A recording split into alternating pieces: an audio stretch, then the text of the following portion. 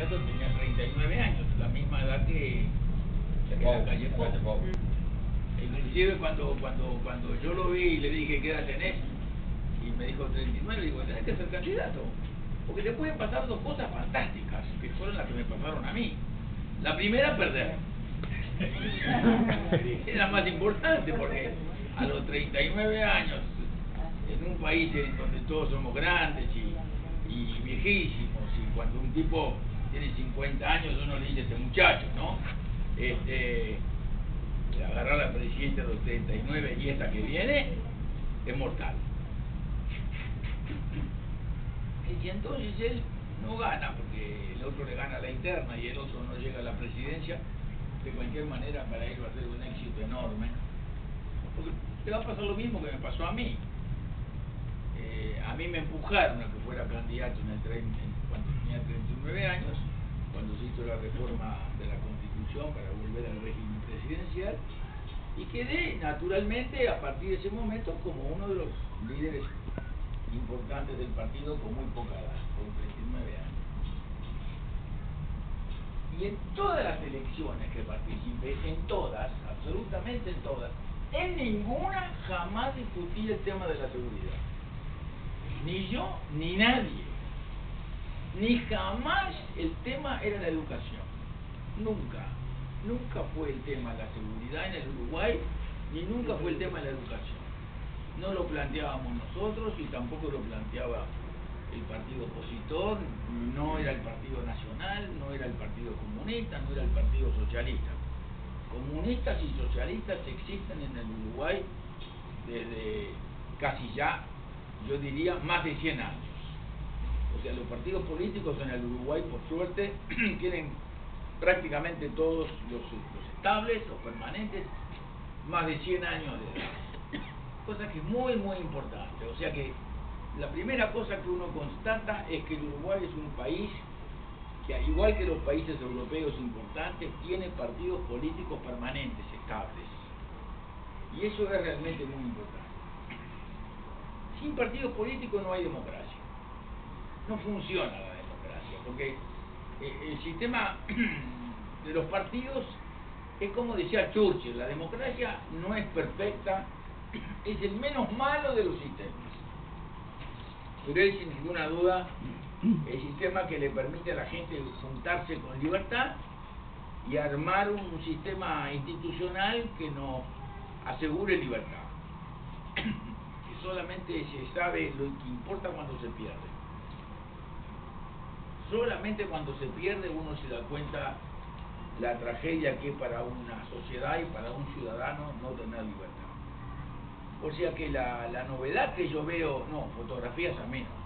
A Levita. A Levita tampoco. A Levita no se ha mejorado últimamente. La señora lo banca, pero no es una Bueno, hasta ahí nomás. Ahí nomás lo banca. Quiere decir, por tanto, de que es importantísimo que los partidos funcionen y que los partidos existan. La gente a veces no tiene ganas de acercarse a los partidos, dice que la política es difícil, que no se entiende mucho la cosa, pero es necesario acercarse a los partidos, y sobre todo la gente joven. Y por eso me parece que la participación de una elección interna ya es un asunto muy importante para el país. Que una elección interna, todos los partidos voten bien, es muy importante. Porque si no hay partidos políticos fuertes, los gobernantes, cuando están en el gobierno, tienen un enorme poder. Y sobre todo en países en donde el Estado tiene una importancia muy grande como la tiene en el Uruguay. Imagínense ustedes que en un país en donde el Estado tiene una representación tan fuerte, si no tiene del otro lado partidos políticos bien organizados, las sociedades corren peligro en cuanto a mantener su sentimiento de libertad y su funcionamiento democrático. La elección interna del 1 de junio prácticamente fue un invento mío. yo desde toda la vida traté de poner las elecciones internas como obligatorias adentro de la Constitución. Por una razón muy sencilla. Porque si los partidos políticos son necesarios para la democracia y no hay elecciones internas, entonces ¿quién maneja los partidos? Lo maneja el jefe. Así que usted va a ser candidato si usted me obedece y me gusta, si no, no es candidato. Mientras que con la elección interna, él mañana hace una lista y como yo estoy haciendo las cosas muy mal, a mí me acompañan 32 y a él lo acompañan 60. Y por tanto él cambia la cosa. O sea, la elección interna obligatoria es el mecanismo para impedir que los partidos queden en manos de una cúpula que aunque sea muy buena, después que llegás al poder, no sabés lo que te gusta, quedarte con la manija en la mano. Y eso es malo para cualquier sistema político y para cualquier sistema democrático. Y es una forma de que el pueblo se manifieste. Eso es horrible. Porque te ponen una cosa sola. Por eso es no muy tenés importante opción. la elección interna. Porque entonces cada uno hace su cosa, cada uno va por su lado, cada uno arma su sector, cada uno tiene su opinión y se renuevan los partidos. Se renuevan.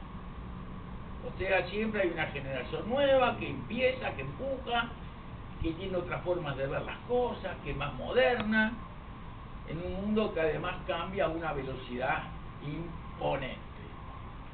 O sea, a mí la primera cosa que me gusta explicarles es por qué existe una elección interna obligatoria adentro de la Constitución de la República. Porque todos tenemos que ir a votar. El mismo día, todos los partidos. Y yo creo que eso es muy sano, muy sano, muy sano. Si no hubiera elecciones internas, los partidos serían como cuasi dictaduras. Cuasi dictaduras. Fenómeno va a ser el 1 de junio, todos vamos a ir a votar. Hay que tratar de que vote la mayor parte de la gente. La segunda cosa es que un día un americano de origen japonés, un tipo muy inteligente, hizo un libro muy bueno y dijo que la historia prácticamente se había terminado porque los adelantos de la ciencia y de la tecnología prácticamente habían terminado con las ideologías. Yo creo que lo que dijo, que causó mucho impacto en los medios académicos, donde la gente estudia y hace cosas, es un mamarracho. Me parece que las ideologías tienen que mantenerse para saber por qué uno está en un lugar, porque si no podría estar en cualquier lugar. Si no existen más formas de pensar diferentes, podríamos estar al mismo tiempo en todos los lugares. Y evidentemente eso no es la manera de pensar de la gente. La gente puede cambiar de opinión, tiene que tener toda la libertad para cambiar de opinión, pero no solamente porque le guste porque es más simpático, porque tiene más pelo, porque es más buen mozo, porque tiene más pinta, porque se presenta mejor en la televisión, porque dice algo que a mí me interesa más de lo que otros dicen, y porque tiene señala un camino que me parece que es el más justo y el más conveniente. O sea que los partidos tienen que tener ideología, tienen que tener su manera de pensar y su porqué, y son absolutamente necesarios que no se muestren simplemente como un partido que tenga un gran caudillo, porque los caudillos somos seres humanos y nos morimos, y los partidos no se pueden morir porque desaparezcan los caudillos, porque desapareció Valle Ordóñez y desapareció Aparicio Saravia, y ni los colorados ni los blancos murieron, y desapareció Baltasar Bron y Julio César Grauer, que fueron dos héroes políticos imponentes del país en el Partido Colorado. O sea que los partidos precisan líderes, pero tienen que tener una forma de pensar que les permita a los partidos tener una vida mucho más larga que las mejores personas que lo integran. Porque si no, estamos alrededor de la persona. Y entonces si estamos alrededor nada más que de la persona, cuando ella caput, lo demás que hacemos. Lo demás empezamos a flotar en el aire, no tenemos un ancla en ningún lugar, y vaya a saber dónde aterrizamos. que sí que hay que tener una ideología. Y por suerte los partidos no son partidos de clase. O sea, los partidos son partidos en donde está este, está este, está este, está este, está este. Estamos todos en el partido. Ya de distintas maneras de ser, de distintas extracciones sociales, de distintas formas de estar organizados, de distintas formas de encarar nuestro porvenir. Y eso es lo bueno. Que no seamos un partido de clase, porque un partido de clase es un partido que tiene una idea que tiene que ver con ese grupo humano, como si los demás no existieran. Y yo creo que eso también es muy importante en la vida de la democracia. La vida de la democracia suceden cosas que a veces uno no las percibe, que no se da cuenta de ellas, pero que si se prolongan en el tiempo, se transforman de a poquito en dictaduras. De a poquito se transforman en dictaduras. Y eso es lo que está pasando siempre en algún lugar del mundo. Y eso es lo que vemos que da un resultado trágico para las sociedades que lo tienen que tolerar o que lo tienen que soportar o que tienen que salir a luchar duramente para recuperar la libertad. Y eso es lo que pasa en algún lugar de América, pasa en Venezuela. Es evidente que está pasando en Venezuela. Está pasando en Venezuela a un grado tal que han desaparecido, secuestrado a una periodista, no le dan diarios, no le dan papel a los diarios, o sea, la forma de coartar la libertad es que el Estado dice que no tiene divisas y entonces los diarios no pueden importar papel. Y ahora están saliendo porque de Colombia le mandaron los diarios de Colombia papel de regalo. O destituyen sin causa a una diputada, no la dejan entrar al Parlamento, aunque sea diputada, o secuestran la actividad de unos jóvenes que son alcaldes y los secuestran y los meten presos. O sea, cuando empiezan a pasar esas cosas, ya hay en Venezuela individuos que aparecen en la televisión todos enmascarados, todos jóvenes. O sea, ya están al borde de la guerra civil. O la actitud de un gobierno que empieza a ir por arriba de la gente, ocupando los espacios, diciendo usted no puede seguir más con la televisión, usted no puede seguir más con este señor que habla en la radio, no puede hablar más. Eso es lo que de alguna manera en el nuevo sistema político que está existiendo en el mundo, y uno de los señores que están lanzados a eso es el señor Putin, que nos va a meter en un lío en el mundo de la Madonna, porque ya se quedó con un pedazo de Crimea y ahora se quiere quedar con otros pedazos y que van a estar la guerra. ¿Quién va a estar la guerra? Puede pensarse que va a haber una guerra, es imposible, la guerra sería atómica, sería horrible. O sea, tienen que haber partidos políticos para cuando esas cosas pasan, haya organizaciones que se pongan en contra.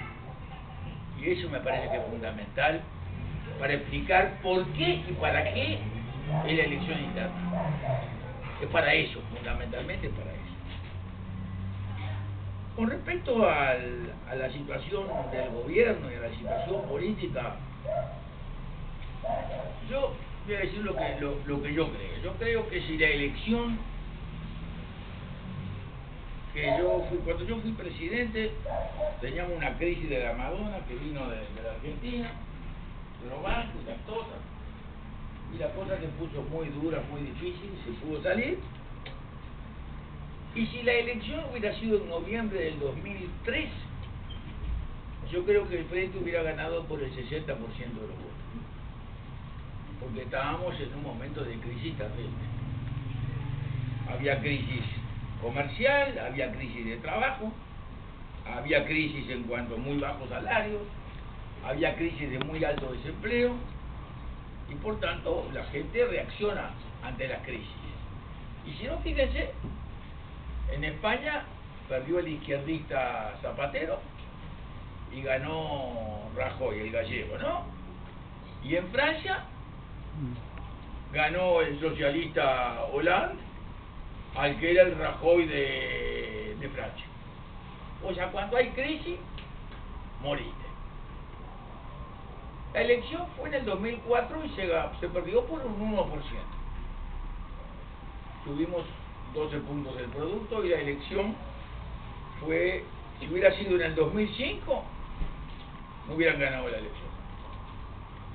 Porque las cosas en la vida, en la política, en los negocios, en el matrimonio, en la cosecha de la soja, es la tendencia.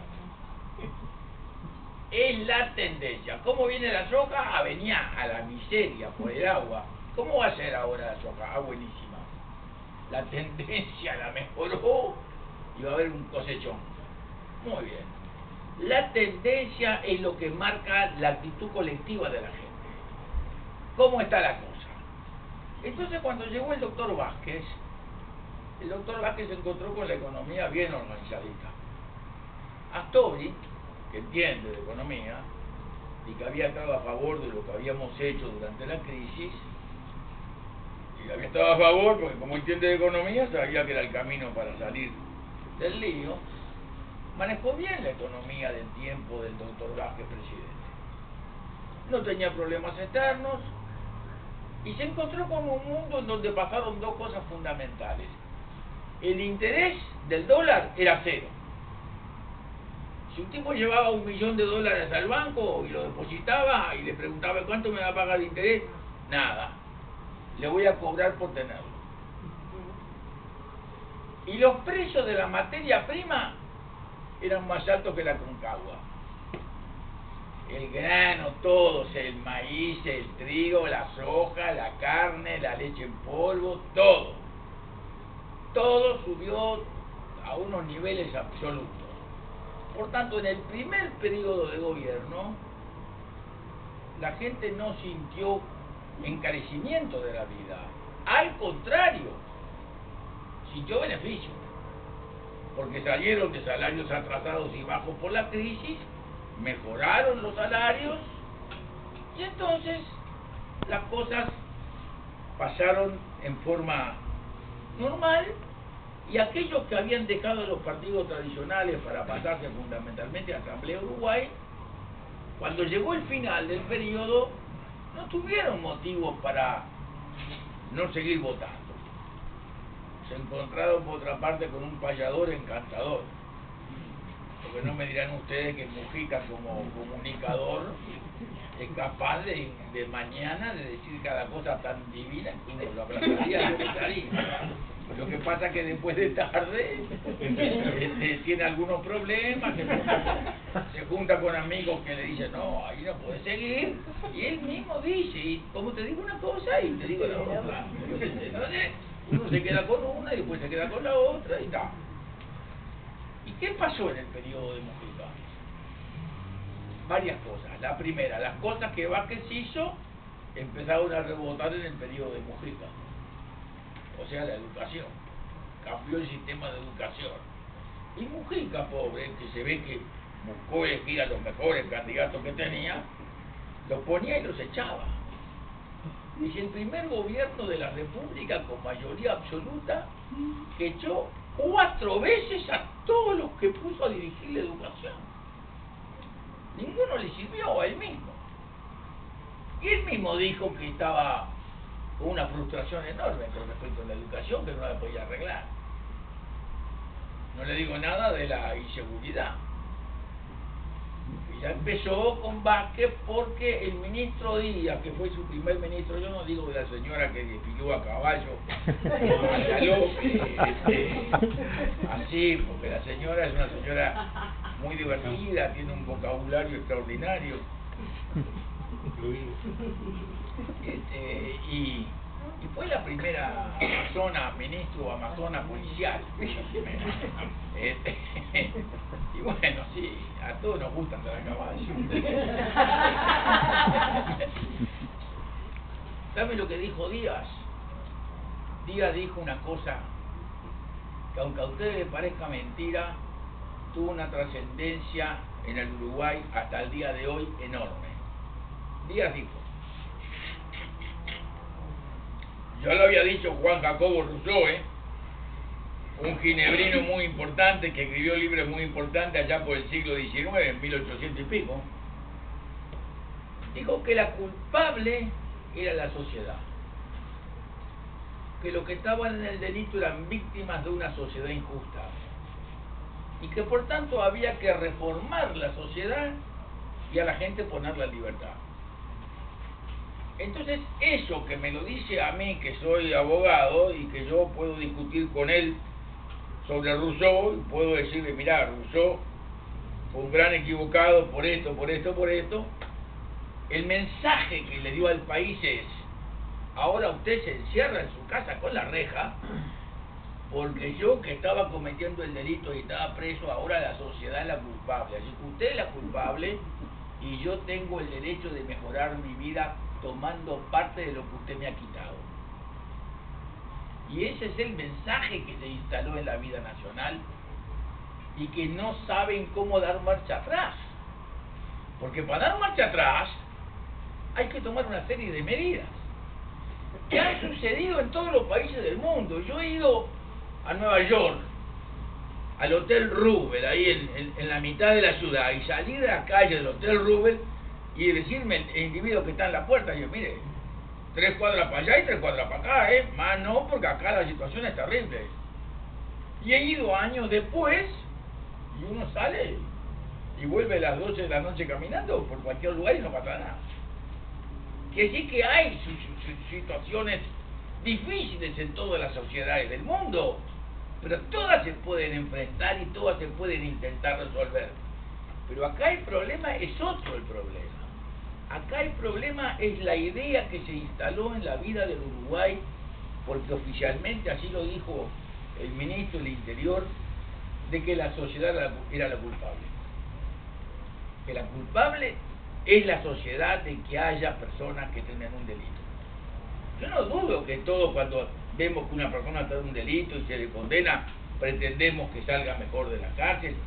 No dudo que tenemos enormes falencias, que las cárceles siempre estuvieron mal, que nunca hemos puesto todo el dinero que hay que poner en la cárcel. Todo es cierto. Pero si usted cambia el orden de las cosas, y ese orden de las cosas que cambia es el que rige en el espíritu global de toda la sociedad, y usted tranca a la policía no le deja tomar un tipo detenido por la calle, no le deja impedir una ocupación, no le da los instrumentos que tenía, siente el policía que si va al juzgado el preso sale más rápido que el que está declarando ahí. Entonces, estimado amigo, pasa lo que está pasando en el resto de América. En la Argentina están todos los días intentando linchar a uno, porque es el mismo sistema, porque hay una familia ideológica en el Atlántico de América del Sur, y esa familia ideológica tiene ese principio, y es un principio ideológico, no es un principio por accidente, no es porque yo tenía una tía que me contó que había que hacer tal cosa, no, es un principio ideológico, y esa ideología es la que hoy estamos sufriendo y viviendo en el Uruguay, la que está sufriendo y viviendo en la Argentina. En Venezuela pasaron de 6.000 asesinatos por año a 20.